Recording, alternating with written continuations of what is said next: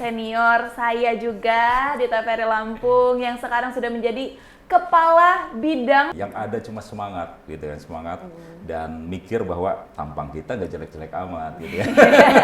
Itu kunci pertama, harus percaya diri. Di 2023 itu 300% dari target jumlah wisatawan. Tapi yang jadi masalah adalah pemandu wisata ini dari 360 baru 45% yang bersertifikasi. Akhirnya kita merancang satu platform mandiri, platform digital yang namanya Smart, bukan cuma pendidikan tapi mempertemukan antara pemandu wisata dengan wisatawan. Jadi ada semacam ini ya, marketplace ya. Oke, jadi di situ memang disediakan juga ya, kalau misalkan kita mau wadahnya. jalan-jalan dan kita perlu tour guide tapi bingung mau cari di mana. Yang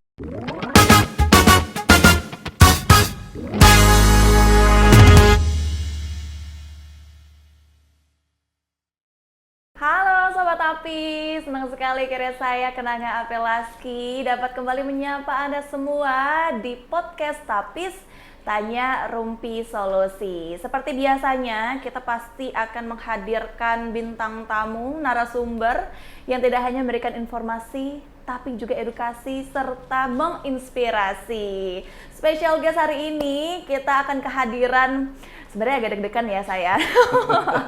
Ini antara saya bisa melanjutkan podcast atau tidak setelah ini ya. Oke, ini ada senior aku, Pak Irsan. Halo, gimana kabarnya Pak? Alhamdulillah baik, sehat. Nih, informasi sedikit nih ya guys ya. Pak Irsan ini senior saya juga di TVRI Lampung yang sekarang sudah menjadi kepala bidang kelembagaan betul ya? Kelembagaan. Di pariwisata Provinsi Lampung. Betul. Luar biasa. Boleh kali ya kita rumpi dikit ya? Boleh. Sebelum kita bicara serius mengenai pariwisata tema kita hari ini. Ya. Kok bisa sih Pak Irsan bisa sampai ke sini gitu? Aduh, susah juga yang jelasinnya ya. Sebenarnya takdir sih, ya. Tapi emang cita-citanya memang ya mau berkembang dan berkembang seperti itu ya. Kalau dulu sempat siaran di TVRI tahun 2000-an lah, siaran radio juga. Tapi tiba-tiba ternyata nggak pernah puas gitu ya, Kenanga ya. Jadi ini udah siaran TVRI tapi kayaknya masih banyak waktu luang gitu ya. Oh ternyata ada bukaan PNS, ada bukaan swasta juga. Daftar, terima, alhamdulillah terima, dan akhirnya menjalani profesi sebagai PNS dan sempat siaran gitu, dua-duanya jalan. Ya. Tapi nggak segampang itu sih, ada jatuh bangun seperti itu kan. Apalagi kan kita waktu itu saya sendiri secara pribadi nggak punya koneksi gitu kan, nggak punya juga apa namanya uang dan lain sebagainya. Yang ada cuma semangat gitu kan, semangat dan mikir bahwa tampang kita nggak jelek-jelek amat gitu ya. Itu kunci pertama, harus percaya diri ya. Gitu kan. Ini jadi perlu, host juga harus seperti itu. Betul, perlu sedikit digarisbawahi ya. Saya agak sedikit takut kena apa nih ya nanti ya. Soalnya ternyata masuk ke dunia pertelevisian 2000. 2000 ya. Kenanga belum ada ya. Kenanga baru lahir itu Allah. Pak Irsan. Dan kebetulan Pak Irsan ini juga yang mengurusi Muli Mahanai. Ya, Jadi ini ya, bapak ya, aku juga. Jadi sebelum ke pariwisata ya berkecimpung di dunia komunikasi informatika dan statistik Kominfo seperti itu ya. Dari tahun 2002 sampai dengan 2023 ya. 2002 sampai 2023 itu di Kominfo, baru ditugaskan di pariwisata di bidang kelembagaan. Makanya sekarang Kenanga adalah salah satu talent ya. Talent ya. Talent partner. Gitu ya. Jadi memang panjang juga ceritanya dari Pak Irsan ini, dari dia pertelevisian, terus juga sempat Kominfo ya. Kominfo baru ya. balik lagi ke pariwisata. Tapi memang basicnya sebelumnya suka pariwisata ya? Enggak juga. Enggak juga. Ya healing ya wajar lah ya. Iya. Kita kan capek kerja, healing jalan-jalan. Tapi kalau misalnya target harus jadi pegawai di pariwisata enggak juga sih. Karena ya memang namanya bekerja sebagai pegawai negeri itu harus siap sih ditempatkan di mana saja di bidang apapun. Pada prinsipnya sih konsepnya sama sih, pejabat administrator itu kan adalah manajemen kan. Yang berbeda dengan Kominfo dan pariwisata adalah objeknya saja gitu kan. Tugas saya tetap melakukan manajemen gitu kan. Cuma objeknya sekarang bukan data, bukan informasi, bukan apa namanya dan lain sebagainya, tapi sekarang objeknya adalah mengembangkan pariwisata seperti itu. Kan kalau kita tahu nih ya Pak Irsan ya bahwa Provinsi Lampung ini kan menyuguhkan banyak sekali pariwisata ya. Iya, betul. Salah satu Banyak itu unggulan. pantai yang sangat terkenal banget ya Iya, dari iya dong, Provinsi iya. Lampung. Kalau dari Pak Irsan sendiri gimana sih pandangan pariwisata Lampung sekarang saat ini? Sekarang ini pariwisata kita berkembang pesat sih ya. Apalagi kalau sudah ada akses jalan tol yang sudah dibuka dan ada juga penerbangan dari Lampung ke Bali, Lampung ke Jogja langsung kan, nggak Iya. perlu transit kan. Pernah nyoba belum? Belum. Belum ini ya. Tolong ya, yang mau boleh deh kasih sponsor. Tiket gratis, tiket gratis. Siapa tahu setelah ini ada sponsor ya Pak Atau Irsan. jadi ini deh, BA-nya ini ya, Angkasa Pura ya, lumayan kan dapat tiket gratis kan. Ada jalurnya nggak Pak? Ada. Jadi mulai lagi. Oh, jadi mulai Menang lagi. dapat hadiah itu. Mohon maaf udah tua ya. Jadi gitu, akses infrastruktur, transportasi udah bagus, orang-orang dari Palembang banyak datang ke Lampung, bukan cuma dari Palembang, tapi dari dari Pulau Jawa, termasuk juga Serang, Banten, dan sebagainya itu kan sangat tinggi. Memang pada dasarnya sih yang paling banyak adalah dari Sumatera Selatan, tapi ternyata ada dari Palembang juga. Nah dari Bali juga banyak datang orang untuk surfing ke pesisir betul. barat. Dari Jogja juga ada yang ingin ketemu saudaranya seperti itu. Walaupun juga banyak juga arus dari kita, wisatawan lokal dari kita dari Lampung yang ke Bali dan ke Jogja. Nah ini semuanya perkembangannya pesat. Kalau dibandingkan dengan target kita yaitu pencapaian 100% di tahun 2023 tercapai 110% dari target jumlah wisatawan. Kalau di dari 2022. Kalau di 2023 itu 300% dari target. Jumlahnya over seperti itu. Cuma masalahnya sekarang ini adalah hotel, tingkat hunian hotel, kesediaan hotel itu kan sangat minim. Ini perlu dibangun. Termasuk juga SDM, kan perlu SDM yang memfasilitasi memberikan pelayanan kepada mereka juga harus kita tingkatkan. Betul sekali. Kan jujur juga Nang ini kan benar-benar yang penggiat pariwisata juga ya. Maksudnya suka banget berwisata di Provinsi Lampung terutama. Makanya kita juga suka banget ketemu sama pantai-pantai baru tuh ya. Tapi kan kadang yang membutuhkan fasilitas itu kan tidak hanya dari luar ya Pak Irsan ya. Kadang kita yang orang lokal juga walaupun kita tahu nih wilayah kita gitu, kita juga butuh informasi segala macam gitu.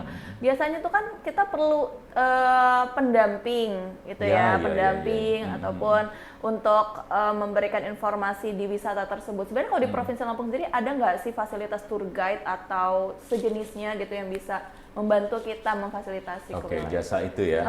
Nah, kalau jasa pemandu wisata banyak di Lampung. Jadi di Lampung ini tercatat ada 360 ya, itu yang terdata ya, laporan dari kabupaten kota, pemandu wisata yang tercatat di kabupaten kota. Tapi yang jadi masalah adalah pemandu wisata ini dari 360 baru 45% yang bersertifikasi.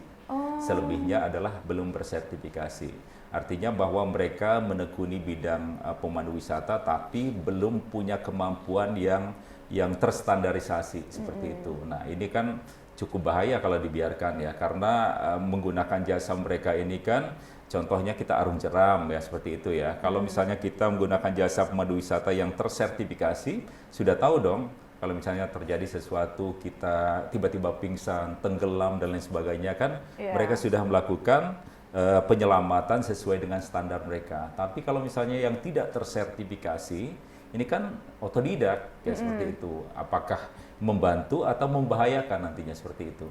Nah, hal-hal tersebut yang sebenarnya menjadi perhatian dari Dinas Pariwisata dan Ekonomi Kreatif. Tapi ngomong-ngomong, Pantai Baru segala macam udah jalan-jalan, lu udah menikmati pariwisata di Lampung, jangan-jangan enggak, cuma sudah nonton di sosial media. Itulah ya salah satu sebenarnya ini agak sedikit cerita. Salah satu fasilitas yang kita dapatkan menjadi seorang presenter adalah kita bisa menjerumus kemana saja. All access. Betul. Jadi kita punya orda ya untuk jalan-jalan ke sana gitu ya, dari kantor yang ngajak kita untuk ke tempat baru. Ternyata memang benar banyak sekali pariwisata yang belum terangkat sebenarnya betul, banyak sekali pariwisata baru di Lampung. Ada hidden gem ya. Iya betul. Tapi semakin kesini, semakin berkembangnya sosial media itu, semakin terkuak juga, semakin banyak lagi ternyata hidden gem nih ya buat betul. para milenial yang mau datang itu gitu. Kalau misalkan memang pariwisata Lampung ini kaya bukan hanya pantainya aja. Iya, banyak wisata gitu. budaya, wisata alam, terus juga wisata kuliner seperti itu kan banyak sekali ya. Gitu. Nah ini kan perlu disampaikan kepada masyarakat. Nah, itu kan kalau misalkan kita bahas mengenai tour guide yang harus bersertifikasi. Tadi kan udah kita bahas juga keuntungannya Ya, agar betul. kita juga lebih terjaga lah ya sebagai wisatawan. Terus ada nggak sih tempat atau mungkin platform yang menyediakan kita yang nanti mungkin ada yang mau jadi tour guide gitu Pak ya nggak sih? Bagaimana caranya? Bagaimana caranya untuk menjadi tour guide di Provinsi Lampung? Kalau penyiar TVRI kan gampang caranya, daftar, diseleksi dan akhirnya terpilih seperti itu ya. Kalau jadi pemandu wisata ya mungkin tidak seperti itu ya seperti. Yang penting adalah yang pertama kalau ingin menjadi pemandu wisata kita bicara tentang menjadi pemandu wisata ya sebelum kita ke platformnya ya. Bahwa mereka punya hobi, keinginan, punya taste, punya passion untuk memandu wisata ya. Artinya mereka bisa otodidak, memperkaya diri dengan pengetahuan tapi harus diawali dengan rasa cinta dan mau mencintai wisata di Lampung seperti itu, minimal di Lampung lah seperti itu. Yang kedua adalah mereka memang harus punya kemampuan itu baik itu public speaking, manajemen waktu dan lain sebagainya kan. Bukan cuma sekedar hobi tapi juga harus mengupgrade diri seperti punya kemampuan manajemen waktu, public speaking, terus juga memecahkan masalah dan lain sebagainya itu kan ada ilmunya dan itu akan sangat dibutuhkan untuk menjadi pemandu wisata. Nah, seperti hal-hal seperti itu yang sebenarnya diakomodir oleh Dinas Pariwisata Ekonomi Kreatif ya. Jadi kita secara kontinu biasanya melakukan pelatihan dan muara akhirnya adalah memfasilitasi untuk sertifikasi. Cuma masalahnya kan banyak sekali pemandu wisata, banyak sekali yang minat segala macam itu, tapi memang tidak bisa kita akomodir secara semuanya bisa kita akomodir. Nah ini yang akan menjadi masalah gitu. Sementara pemandu wisata ini ya bukan cuma pribadi yang harus bertanggung jawab, tapi keselamatan wisatawan juga, pengguna jasa mereka juga harus kita jadikan satu hal yang sangat penting diutamakan. Nah akhirnya Dinas Pariwisata dan Ekonomi Kreatif membuat satu terobosan bagaimana kita belum memfasilitasi mereka untuk sertifikasi pendidikan secara tatap muka tapi tetap memberikan ilmu kepada mereka. Akhirnya kita merancang satu platform mandiri, platform digital yang namanya SMART ya, alamatnya adalah smart.disparekraf.lampungprov.go.id. Di sana adalah platform digital yang sengaja diperuntukkan untuk peningkatan mutu SDM ya. Di sana kita registrasi dan di dalamnya ada banyak materi pelatihan dan kursus ya. Materi pelatihan itu ada 19 untuk pemandu wisata secara umum, ada 19 modul. Secara garis besar saya sampaikan tadi yang namanya public speaking, yang namanya manajemen waktu, penyelesaian konflik semuanya ada di situ, termasuk proses kita untuk komunikasi dengan wisatawan, tiketing dan lain sebagainya ada semua di situ. Dan secara khusus juga kita memfasilitasi untuk pelatihan mandiri bagi pemandu wisata outbound atau ini ya yang suka flying fox segala macam, ini kan perlu diedukasi juga. Di dalamnya juga ada materi khusus untuk keselamatan dari wisatawan yang menggunakan jasa itu, P3K dan lain sebagainya itu diajarkan di situ. Nah, bukan cuma untuk platform media ini, mandiri ini bukan cuma untuk pendidikan dari pelatihan dari pemandu wisata, tapi dapat digunakan secara umum. Jadi kalau penasaran, nanti bisa masuk ke situ. Jadi registrasi, nanti langsung dikasih akses untuk mendapatkan materi-materi pelatihan itu. Kan. Tapi tetap saja nanti setelah materi itu disampaikan harus ada uji kompetensi untuk melegalkan bahwa kita layak tidak menjadi pemandu wisata. Bukan cuma sekedar melabelkan diri secara otodidak ya, tapi memang melabelkan diri dengan kompetensi yang kita sandang seperti itu. Nah di platform ini juga bukan cuma pendidikan, tapi mempertemukan antara pemandu wisata dengan wisatawan. Jadi ada semacam ini ya, marketplace ya. Jadi dia menjual jasa dengan profil dia, dengan latar belakang dia ditampilkan di situ, dan wisatawan juga bisa melihat, oh ini ternyata yang berkompeten ini, saya mau kontak dia, bisa dihubungkan seperti itu. Oke, jadi di situ memang disediakan juga ya, kalau misalkan kita mau jalan-jalan dan kita perlu tour guide tapi bingung mau cari di mana. Mana yang udah bersertifikat, mana yang belum gitu kan, boleh pilih. Harganya lebih murah nggak gitu, ada udah langsung ke spill di situ ya Pak ya. Oke, berarti kan dengan adanya platform tadi itu untuk kita yang mau menjadi tour guide ada teori-teorinya ya sebelum kita melakukan uji kompetensi. Kalau kita mau ikut untuk informasi terkait uji kompetensinya itu kita bisa akses dari mana? Setiap bulankah ada? Betul. Kalau uji kompetensi nggak setiap bulan ya, biasanya kita sampaikan untuk seluruh Indonesia ya. Jadi ada informasi yang disampaikan ke setiap provinsi bahwa di daerah ini ada uji kompetensi seperti itu. Biasanya di-share ke kita, dan biasanya juga rencana kita informasi seperti itu akan kita share melalui platform platform smart tadi itu. Platform smart berarti kita tampilkan juga pengumuman seperti itu di digital platform itu, dan semuanya bisa ikut seperti itu. Tapi kalau di pemerintah Provinsi Lampung, khususnya Dinas Pariwisata dan Ekonomi Kreatif, biasanya melakukan uji kompetensi dan juga persiapan pembekalan mereka itu minimal 1 tahun sekali. Oke, kalau misalkan tadi katanya akan ada informasi, misalkan di daerah tertentu ada uji kompetensi. Berarti tidak selalu di Lampung ya Pak? Nggak selalu. Untuk uji kompetensinya. Ada yang difasilitasi oleh pemerintah pusat, ada yang difasilitasi oleh pemerintah daerah. Gitu ya. Kalau yang kita selenggarakan di Lampung, rata-rata memang difasilitasi oleh pemerintah Provinsi Lampung. Satu event atau satu kegiatan untuk uji kompetensi itu maksimal 40 seperti itu, 40 orang. Platform ini sudah ada sejak kapan sih Pak? Baru. Oh baru. Baru 2 bulan ini kurang lebih yang harus kita publikasikan, kita sampaikan. Ini adalah sarana kita untuk menyampaikan kepada masyarakat ya, bukan cuma pemandu wisata ya, karena platform ini sangat penting untuk kita akses ya, bukan cuma untuk pengetahuan bagi pemandu wisata, tapi pengetahuan umum. Misalnya Kenanga memang tidak terlalu minat dengan menjadi pemandu wisata, tapi kan suka dengan public speaking ya seperti itu. Ada ilmunya di situ. Public speaking untuk pemandu wisata bisa juga digunakan secara umum. Public speaking, manajemen waktu, ada juga pengelolaan sosial media, bagaimana mereka menggunakan sosial media untuk mempublikasikan mereka seperti untuk branding image mereka. Ini kan pengetahuan yang bisa kita adopsi secara umum, kita aplikasikan. Betul. Ada juga di situ. Jadi nggak rugi deh kalau kesana. Jadi langsung aja deh diakses ya itu ya. Iya betul. Oke, kalau sejauh ini peminat dari masyarakat Lampung sendiri untuk menjadi tour guide sebesar apa sih Pak? Banyak sih. Kalau kita melakukan uji kompetensi semuanya mau ikut. Walaupun belum tercatat, ternyata semuanya mau dan menganggap mereka adalah tour guide seperti itu. Ya nggak masalah sepanjang mereka bisa mengikuti pelatihan itu dan akhirnya mereka bisa mengikuti uji kompetensi. Tapi biasanya kita menghubungi asosiasi mereka ya, organisasi mereka ya, mana yang sudah layak dianggap tour guide atau belum ya. Karena ya seperti host, seperti MC kan, semuanya ngaku MC ya kan gitu ya.